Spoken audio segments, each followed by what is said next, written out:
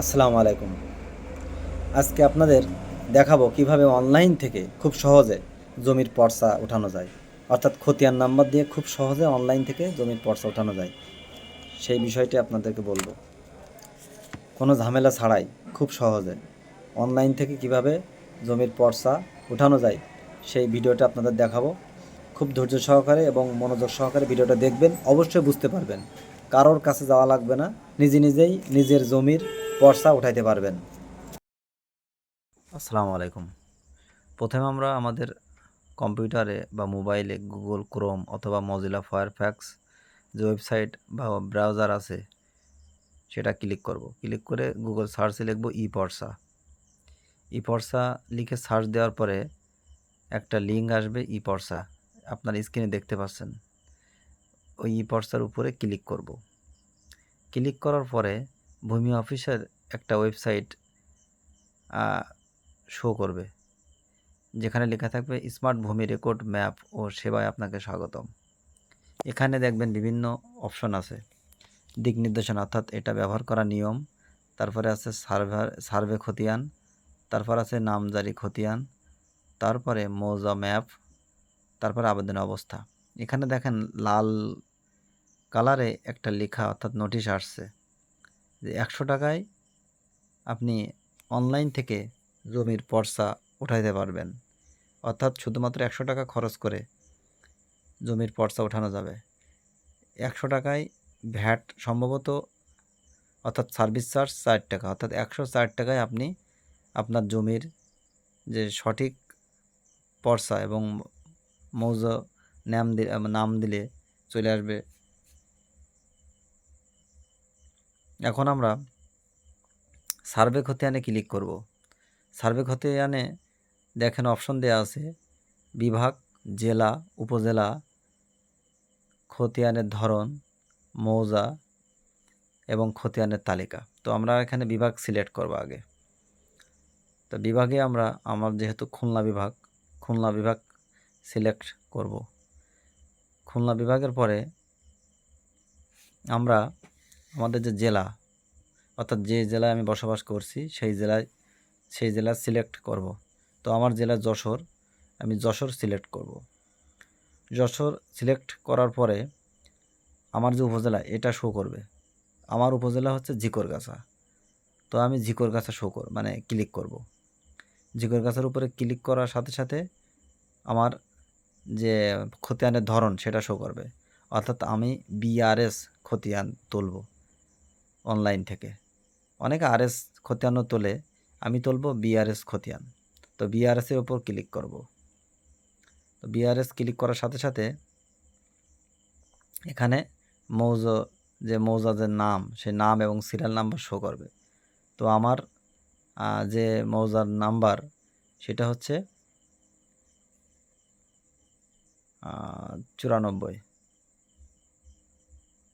105, অর্থাৎ বাইশা আমার যে মৌজা, অর্থাৎ গ্রামের নাম বাইশা, মৌজার নাম্বার হচ্ছে 105। তো বাইশা আমি এখানে বাইশা যে গ্রাম, সেই মৌজার যত নাম আছে, যত মালিক আছে সবার নাম শো করছে। তো আমার এখন এতগুলো খুঁজে তো বের করা সম্ভব না। সেক্ষেত্রে আমি এখন ক্লিক করব আমার যে খতিয়ান নাম্বার 284 নাম্বার ক্লিক করে খুঁজুনে ক্লিক করব। দেখেন পাশে খুঁজুনে লেখা রয়েছে, এর ক্লিক করার সাথে সাথে চলে আসছে। এবার এর উপরে যে খতিয়ানটা শো হয়েছে বা পর্চা, ওখানে ডবল ক্লিক করব। ডাবল ক্লিক করার পরে দেখেন এখানে দাগ নম্বর এবং খতিয়ান নম্বর সহ সব চলে আসছে।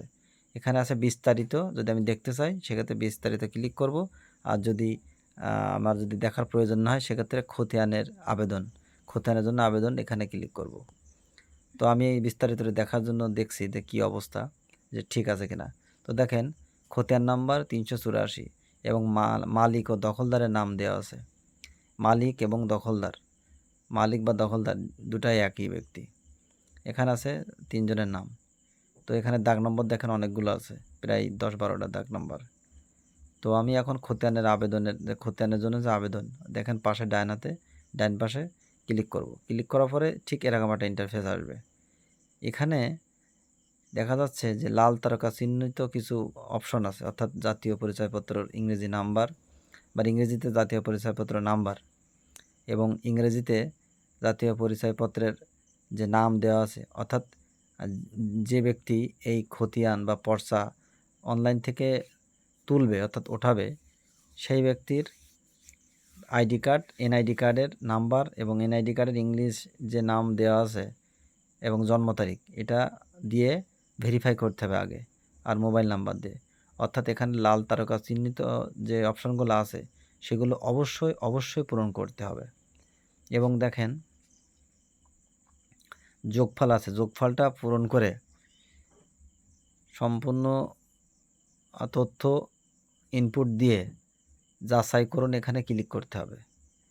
তো যাচাইকরণ এখানে ক্লিক করার পরে যদি তথ্য সঠিক থাকে তাহলে অবশ্যই সঠিক তথ্য দেখাবে, আর যদি তথ্য ভুল থাকে তো অবশ্যই সংশোধন করে সঠিক তথ্য দিয়ে এটা আগে পূরণ করতে হবে। তো আমি আমার এনআইডি নাম্বার ও আমার জন্ম তারিখ, আমার মোবাইল নাম্বার, আমার এনআইডিতে ইংলিশ যে নাম দেওয়া আছে সেটা দিয়ে যোগফল দিয়ে তারপর পূরণ করব। এখানে আপনারা দেখতে পাচ্ছেন যে আমি যদি পূরণ না করি সেক্ষেত্রে পরবর্তী পেজ আমি যাইতে পারবো না। অর্থাৎ পরবর্তী পেজে যাইতে যদি চাই সেক্ষেত্রে এই অপশনগুলো অবশ্যই পূরণ করতে হবে। তো অপশনগুলো পূরণ করার জন্য আমি একটু সময় চাচ্ছি, সেটা দিয়ে আমি পূরণ করে পরবর্তী ধাপে অগ্রসর হব। তো এখানে দেখেন দুইভাবে আপনি আপনার পর্চা তুলতে পারবেন, একটা হচ্ছে অনলাইন কপি আর একটা আছে সার্টিফাইড কপি। অনলাইন কপি বলতে আপনি যদি দ্রুত চান যে আমার এখনই লাগবে অনলাইন কপি, সেক্ষেত্রে এখনই তুলতে পারবেন। আর যদি মনে করেন যে না আমি অফিস থেকে নেব, সেক্ষেত্রে সার্টিফাইড কপি অফিস কাউন্টার থেকে নেওয়া যাবে, আবার ডাকযোগের মাধ্যমে নেওয়া যাবে। অর্থাৎ আপনি যেভাবে চাইবেন সেভাবে নেওয়া যাবে। জমির পর্চা এখন আমার যেহেতু এখনই লাগবে সেক্ষেত্রে আমি অনলাইন কপি আমার নিয়ে হলেই হবে। এবার দেখেন নিচে অপশন আছে যে বিকাশ, নগদ, রকেট, উপায়, এক পে, অর্থাৎ এগুলো অপশন আছে, এগুলোর অ্যাকাউন্ট থেকে টাকা পে করে আপনার পর্চা উঠাইতে পারবেন। তো এখানে আছে বিকাশ, আমার যেহেতু বিকাশে টাকা আছে, বিকাশ থেকে আমি পেমেন্ট করব। তো পেমেন্ট করতে গেলে এই যে আমি আমার তথ্য দিয়ে পূরণ করে এখন আমি বিকাশ থেকে পেমেন্ট করব। তো বিকাশ থেকে পেমেন্ট করতে গেলে প্রথমে বিকাশ সিলেক্ট করব, করে নিচে যোগফল নাম্বার আছে একটু পরেই দেখা যাবে। আসলে এগুলো সম্পূর্ণ তথ্য সঠিকভাবে না দিলে আপনি অনলাইন কপি পর্চা পাবেন না। তো এখন দেখেন আমি বিকাশ সিলেক্ট করেছি, ঠিকানাও লিখতে হবে, অর্থাৎ লাল তারকা চিহ্নিত অবশ্যই পূরণ করতে হবে। তো বিকাশ থেকে আমি আমার পেমেন্টটা সম্পূর্ণ করব।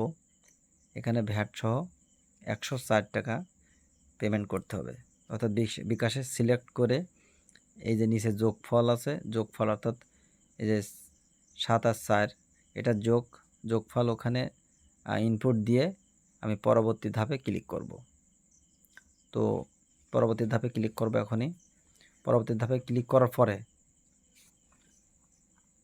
আমার বিকাশের যে অপশন, অর্থাৎ বিকাশের যে ওয়েবসাইট যেখান থেকে টাকা পেমেন্টটা করতে হবে সেটা শো করবে।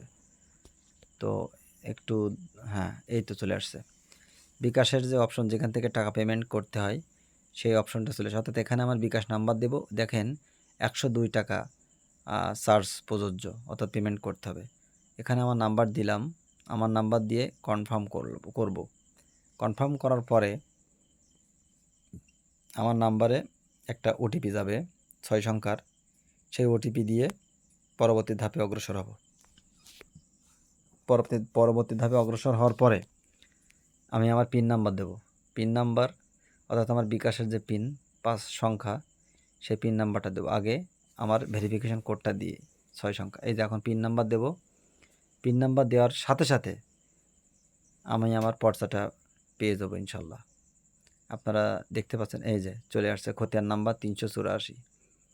এই 384 খতিয়ান নাম্বার, এটা আমি ওঠানোর জন্য এতক্ষণ সময় নিয়ে বিভিন্ন ইনফরমেশন সঠিকভাবে তথ্যগুলো দিয়ে আমি আমার কাঙ্ক্ষিত ই পর্সাটি তুলতে পেরেছি।